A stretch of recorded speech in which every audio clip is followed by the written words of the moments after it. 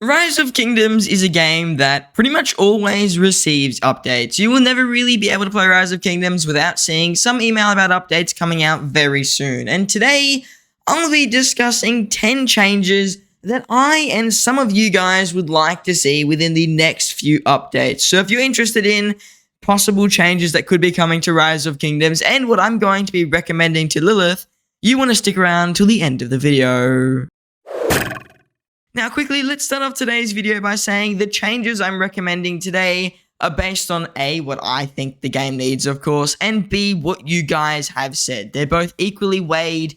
I have a video recently where I didn't like one of the changes that people were proposing, but after looking over it, there are some positives to it and things that we could do. So today, we're just going to start going into those changes, and coming in at number 10, and this is one that I've advocated for before, is I think the museum needs to be a little bit more dominant so we can see more commanders in there that are obviously starting to become older. I think that even adding the commanders such as Artemisia into the museum and also adding even the next generation after wouldn't be bad for the game's health, and if anything would keep these commanders relevant, because quite frankly the current museum commanders, they're not the most amazing, to be fully honest. They're fairly average. So seeing more museum commanders would be very good, and seeing reductions in prices or more just ways to get relic coins is another thing I definitely really want to see. That's something I've advocated for before, and something a lot of people have told me is that relic coins currently in this meta are really difficult to get, with the only way being through the daily objective. Both the 100 and the 21 give you relic coins. Other than that, besides spending money or gems, I literally do not know any other method of getting relic coins. Those are the only ones in the game, which means it's 20 per day if you do all your daily objectives, and that's going to take 110 days, I'm pretty sure, to get one tier of a relic, which again is a little bit unfair, I would say, for the original purpose of the museum to literally just be a way to repurpose old commanders. It wasn't really meant to be a really difficult system. It was meant to be relatively easy and possible for most players. The next recommendation I'm going to be putting forward to Lilith is to do with KVK matchmaking and kingdoms and stuff like that. I'm going to be recommending that some type of a system is implemented where people can fight in KVKs at the top tier of the game and not have to really, let's say, wait ridiculous waiting periods. I think that's definitely one of the biggest problems right now with KVK matchmaking, is the fact that a lot of these massive Imperium kingdoms like 1093, like 1960, just cannot find opponents. And I know it's because of their size, and I know the domain system is meant to fix that, but in my opinion, I don't think it's the most effective route, and an idea that I'm really thinking, and I'm definitely eager to hear feedback about this in the comments, because I'm not the most experienced with Imperiums. I've never actually been in one. I was in one temporarily, but they dropped Imperium status really soon. So when it comes to Imperiums, I think the most fair way to matchmake them, and this is what I'm going to write, is not really through the domain system, but rather through KVKs that really just only have Imperiums in there. Whether that means expanding the number of Imperiums available at the same time. So I think right now it's like the top 25 kingdoms, top 24.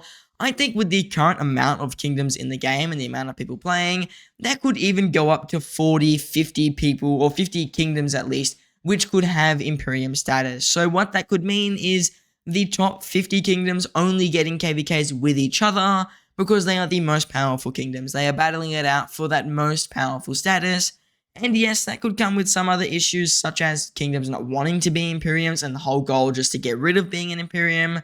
But that is still an issue nowadays regardless, so I feel that just having Imperiums versus each other could be the best option. Or having a mini Imperium status where some kingdoms which are almost Imperium are almost always matched with Imperiums is another way that could work. So I'm going to try and recommend something like that, just because this is a change that I think is well overdue, and I don't think the domain system is a way to keep Imperiums alive, because they are definitely a fun part of the game, and keep KVK matchmaking at an equal status, because at the moment it's not in the best position, I would say, and there's definitely ways to fix it, but in my opinion the domain system isn't the best option. So let me know in the comments if you guys agree with that. I do want to know about this, just because I'm not the most experienced Imperium player, but there are definitely methods in fixing the matchmaking that aren't as, let's say, complicated, or as, I want to say, almost unliked as the domain system, since I haven't heard very much positive feedback about the system.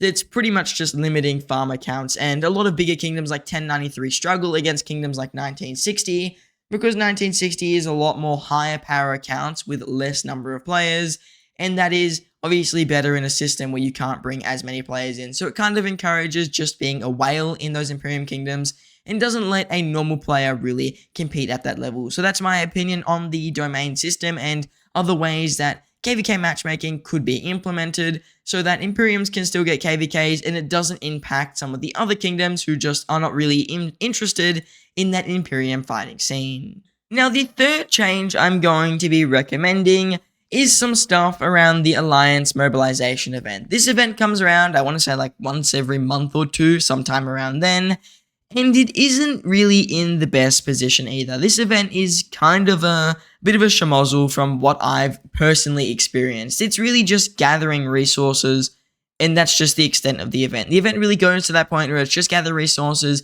or if you're going to be training or upgrading your city, you can get your alliance some extra points. That's really where this event goes. It's a very background event. It's a very boring event, and you can't really do it in the background either because you have to at least send your gatherers, not twice, but really the fact is that you have to come online to collect these quests and accept them, and not only accept them, but you also have to claim them when they're finished. In my opinion, that's my biggest gripe with this event, is the fact that if you forget to claim them, even though you would have finished the objective, you don't get the objective. So for example, if I choose Master Gatherer and I gather that 6.3 million resources, but I forget to log in to claim them, or I get too busy and I forget to log in to claim the quest as completed, then the quest will not count as completed and I lose those points, and I also lose a quest attempt. That is my biggest issue with the Alliance Mobilization event, is the fact that it is really just a background event, if we're being honest, but it's really proactive in the way you have to do it. You have to be a lot more active than you'd want.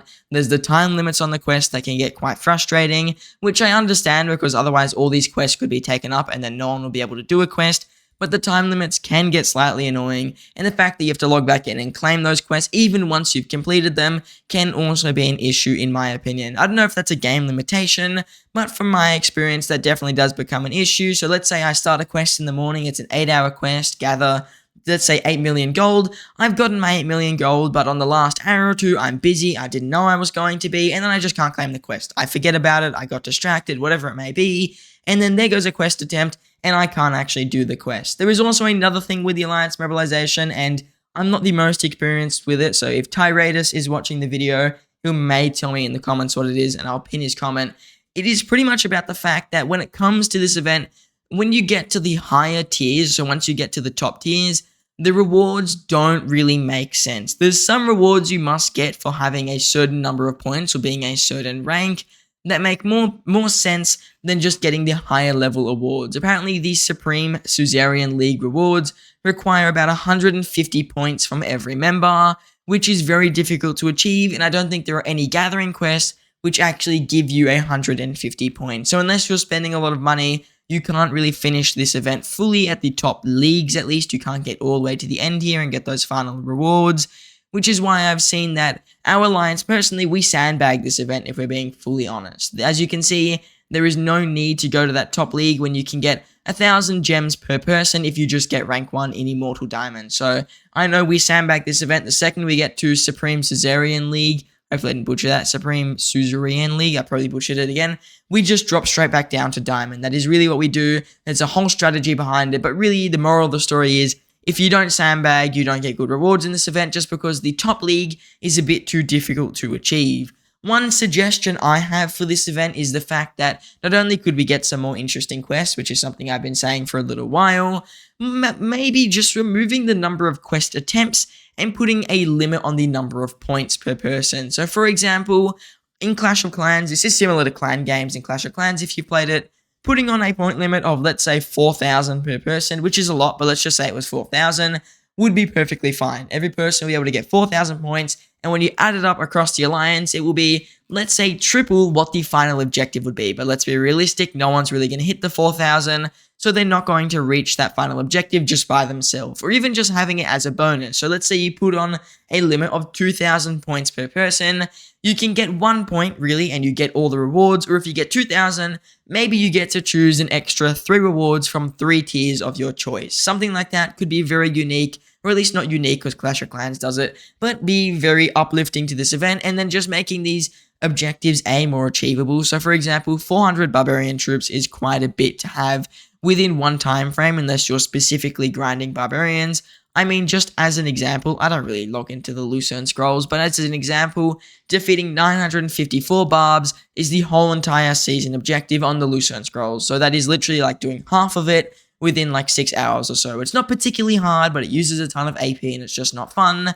So I definitely do think that this event needs a little bit of a revamp and maybe a look over it just to see if there are any more interesting ways to run that event and keep it at a more fun level. My next recommendation is something I've seen a lot in the comments, and that is a system to opt in or opt out of KVK on a personal player level. And the way that this could work is, for example, if you're really busy with life, as I am in this KVK, which is why you've seen no content really from this KVK. I'm going to start making stuff now, but my crystal tech is really behind. I haven't been able to grind barbarians. I was gone for the first 8 days of the KVK, so I missed everything. And I didn't even log into my account for those 8 days. I had my brother playing it for me.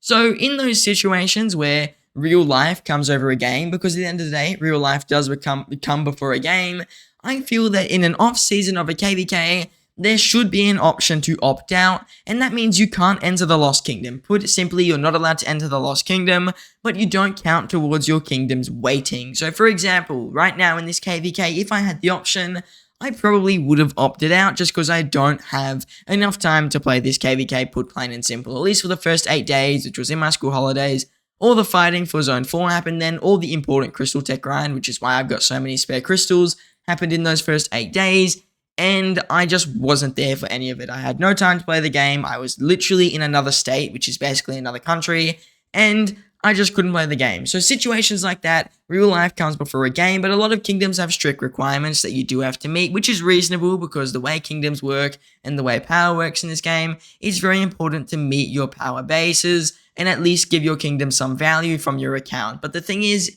a lot of people sometimes cannot reach that, and it leads to them just getting zeroed. And quite frankly, I've seen a lot of people message me, I've seen a lot of people mention it in my comments, and I've just noticed over time, people who get zeroed tend to quit the game, whether it be permanently or for an extended period of time.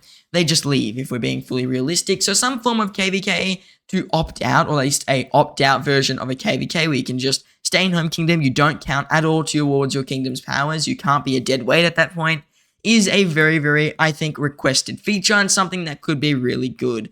This could maybe be outside of what Lilith wants to do in terms of the scope of where they want to take Rise of Kingdoms, but I still think it is a necessary change because, again, video games come second to real life. It is just the way it is. So I think that adding this system could really allow players who do have a real life commitment at any time to opt out of their upcoming KVK and therefore not get zeroed. So in my opinion, I'm a big fan of this idea. I forget who recommended it in the comments. I had a few people mention it, but in my opinion, it's an amazing idea and it definitely would help a lot of people who are struggling to get that balance. Maybe they got a really busy next few months. They can opt out of a KVK or two, and then they can come back at any time. Just logging in only when they're in the home kingdom, doing their VIP, sending out a couple of gatherers, maybe maintaining their 30-day gem supply, something like that. Almost like putting your account into a sleep mode would definitely be very nice. Now, the next change I'm going to write down in my recommendations, and again, this is one I've mentioned a lot before,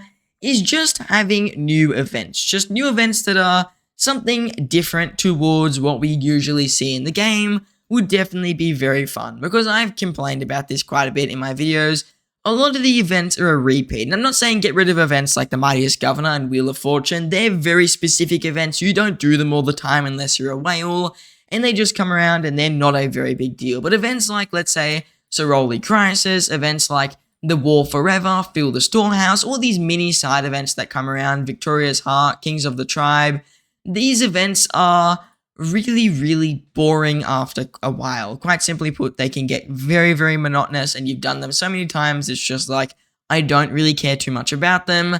So I think that not just updating these events, but getting rid of them entirely or adding new events into the mix could make that off-season experience more fun, and even the KVK experience more fun. Just having the ability to do new events is awesome, because yes, new KVK formats are amazing. I definitely enjoy playing new KVKs whenever I do get in them. For example, Tides of War, I'm in this KVK for the first time. It's unique, it's something different, it's really just like a massive event if we're being realistic. But there is also that off-season, which is really just as long as the KVKs in most kingdoms, because you need to rebuild resources. You can't just go straight into your next KVK unless you're a mad kingdom. So at the end of the day, having some form of extra events to do in the off-season, and even while you're in KVK, because KVK is not 24/7 fighting, can be very, very nice. And I think that they shouldn't be just additional. So for example, instead of just having 4 events right now, I don't think we should have 8 events. I think that they should be replacing events. So instead of Victorious Heart, maybe we get an event that is like fight with other soldiers that spawn on the map or something. I have no idea what it could be. That is obviously not my job. Just put it at the end of the day. I just think that some type of new events, and Lilith is usually good when it comes to new KVKs. They're amazing at it. I think putting a little bit of that creative love into the events in Rise of Kingdoms could be just as good. And they don't even need to give better rewards, quite frankly. Just giving the same rewards with something new could be just as fun and just as enjoyable. The next change that I would want to see in Rise of Kingdoms, and this is another very simple one, is to do with the Expedition store and the Expedition just in general. Expedition, first of all, it cuts off at 80, and that's just where it finishes. And this isn't too big of a deal, the fact that it cuts off at 80. I think leaving it there is okay, just because 80 is a level where it's like, alright, this is kind of getting old, I've done so many levels at this point, I don't really care too much about it. So at this point, I think not adding any more levels to Expedition is fine. It's not really meant to be one of those things where it goes on forever and ever, but there is something to do with the Expedition shop, and this is a comment I got recommended that I do really like the idea of. The idea was that we can swap Ethelflaed sculptures once we expertise her for someone in the gold keys. I think that would be a very reasonable idea, because really, as you can see, I've got 1.3 million expedition coins. I don't buy the whole entire expedition shop every day. I don't really need to. And I'm not going to buy Illugi Mundok sculptures or any epic commander. And I'm definitely not buying Constants at this point. I'm only buying those Ethelflaed heads just to sell them in the Alliance shop if we're being real. So I think the ability to get gold key commanders out of this metal store would definitely be very nice, because I've got a ton of gold key commanders that aren't even close to expertise. Like, they're so far off, it's not even funny, just because there are a lot more gold key commanders in the game nowadays than there was back when I started. As you can see, I haven't got many Pyrus heads, and also the fact that these gold key commanders take just as many sculptures is definitely something that is very important to note. So adding some gold key commanders as a more permanent option inside the expedition shop would be super cool in my opinion, and then maybe even just removing them out of events in terms of the ability to get their gold heads in other methods, so making it so gold key commanders could be sold in the Alliance shop. Stuff like that are very reasonable in my opinion. Only maybe there should be like a second form of gold key commander heads. Maybe there's like a generic gold key commander sculpture that you could buy in the shop, so you get this sculpture that only works on gold key commanders. Something like that could be very awesome, and I know a lot of people would really like it, and me personally, I would definitely like it over getting Ethelflaed, but I think you should have Ethelflaed expertise. It should be mandatory to expertise her before you can access these other gold key commanders. Because she's a free commander, I think it should be told, you expertise her first, then you can get the gold key commanders, so it can't really be abused in the early game. That is my personal opinion there. Maybe it's just a system that's running forever, but I think adding gold key commanders as a more important thing than just a once every now and again into the metal store would definitely be a nice thing, and I know a lot of people would really like it. The next recommendation I have is something I haven't spoken too much about, and it comes down to VIP and VIP points. I know you might be interested in why I care about VIP. Isn't it really simple? Get VIP, pump it into your VIP levels, and use your gems and stuff. Yeah, it can be that simple, just use some gems, get more VIP, but VIP is also really, really important. You can't really get your account anywhere until you're a minimum of VIP 10, and really it doesn't start until you're VIP 14, when you get 3 legendary commander sculptures. And Lilith always discusses, this is a very often thing they discuss, trying to bridge the gap between very new players and very old players like my account. My account's 1,000 days old, and there are people with accounts that are like 2 or 3 times older than that. So Lilith really does like to try and ensure that new players have a fairly balanced experience, but from what I can tell, in terms of VIP, it's not as balanced. And of course, you would expect older accounts like mine, who have had more time to get gems and VIP points, to be a higher VIP level. I don't think that's too insane, but I think some way for new accounts to access VIP points and VIP levels would be very nice. I know a lot of new accounts where VIP is a very big demotivator for them because it's like, I have to go through all this VIP grind, and then you're already VIP 15 and you just get to go to VIP 16 over the next year or so. And by the time I hit VIP 16, they may only get VIP 12, and then I'll be going towards VIP 17 by the time they even hit VIP 14. So stuff like that can be very big demotivators for newer players. I know a lot of newer players also don't know the importance of VIP, so they do skip over it. So some way to give extra VIP points to new accounts, and even myself, just saying I was someone who ignored VIP at the start of the game. I didn't know it was very good, so I was putting gems into things like gold keys. I know, sounds dumb, but I was a new player.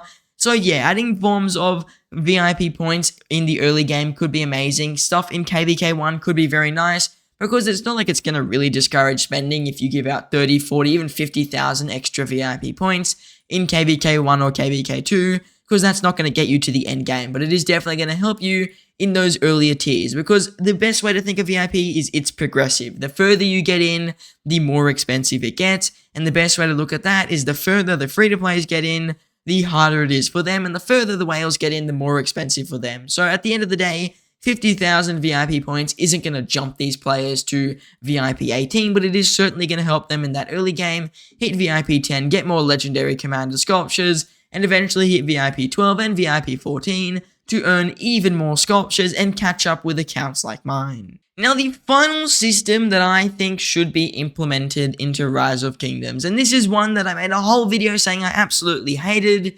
is a commander reset system. I know I'm changing my opinion already 3 or 4 days after I released that video, but it's because some people made really good points in the comments about some form of a commander reset, and there's one that I really do like, and this is something I did mention in the video that I do like the idea of, a way to reset those early game commanders. That's something I've personally been a very big fan of, because KVK 1 and 2 right now, there's either two ways you play it. You play it and you get those legendary commanders and you get in the best position you can and you smash those KVKs, or you play it as like a hermit crab where you just save up as many sculptures as you can. Those are really your two options when it comes to your KVK 1 and KVK 2 fights, and that's just not very fun. I mean, fighting in KVK, especially in the beginning of the game, you want to have a fun KVK where you can still compete at the end game. I mean, at the end of the day, the end game is obviously going to be longer than KVK 1 and 2, so I think some way to reset commanders in KVK 1 and 2 would be very neat. And the way this could work, and this is what I was thinking and a few comments mentioned, at the start of KVK 3 or the end of KVK 3, or KVK 2 players or just new accounts in that time, especially because we're removing migration back to that KVK, or at least pretty much almost removing it, should be able to reset any commanders that are from that KVK. So for example, I have YSG Expertise, I should have the ability to reset him and get my generic gold sculptures back from using him. And those gold sculptures could be used inside of Season of Conquest on some new commanders, or even Season 3, because you get SOC commanders then. So that is the best way, in my opinion, to help almost close that gap between the biggest accounts like my ones, who have tons of commanders expertise, they've been in the game for a very long time, and the new players who either have to save up for like a year straight, which that's very boring, or they can fight in KVK and then get destroyed by accounts that are really old or accounts that have a lot of stronger commanders. So some form of commander reset only applicable to commanders from KVK 2 and KVK 1 could be very nice in my opinion. And I think that it should be given to us endgame players as well now. Just only one cycle of it ever. That's it. Never comes back. Just because at this point we're never going to go back to KVK 2. My account can't go back. Most people watching won't be able to go back. And I know a lot of people who went back to KVK 2 a lot now have these useless commanders they can't use. Like people who invested in Edward of Woodstock as a rally. Yeah, he's not going to be used anymore like ever. So you can't even use him in KVK 2. That's not even a thought on my tier list anymore. KVK 2 barely matters now. So a lot of these commanders I think should have the ability to be reset. And every single player, in my opinion, should get just one commander reset for the end of their KVK 2 and maybe the end of their KVK3, whichever one would be the most suitable, because I guess you do need the commander in KVK3 as well, but you don't really need them in Season of Conquest. So at some point, just giving a commander reset to those players is an amazing idea, and I think that it would allow a lot of these newer players to enjoy that early game and then still be very capable of fighting and playing towards the end game. Now, if you enjoyed today's video or you found some of the ideas I recommended interesting, I think that you should also tell me your ideas in the comments. Most of these ideas weren't even mine, they were ideas that you guys told me, and a lot of people who watched my video about why I think commander resets are a bad idea are able to clearly see that I've changed my perspective. So your comments do mean a lot to me, and this is the final video in terms of the feedback that I'm working on to send to Lilith. So pump everything you think about changes that should come to Rise of Kingdoms in the comments. Keep it balanced and neutral though, no angry comments. I'm not going to really look at them. You might just get a heart because I'm going to pretty much ignore them. But comments that are balanced, they've got a lot of good points in them, are the comments that I care about the most and the ones that I will read the most. So keep them, try keep them neutral. At the end of the day, this is the game. There's no need to get too heated over it.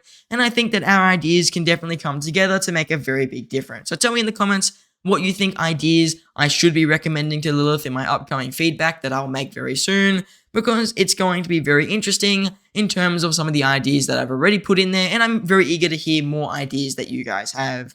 Now, I just want to say thank you all for watching, and I hope to see you in the next one.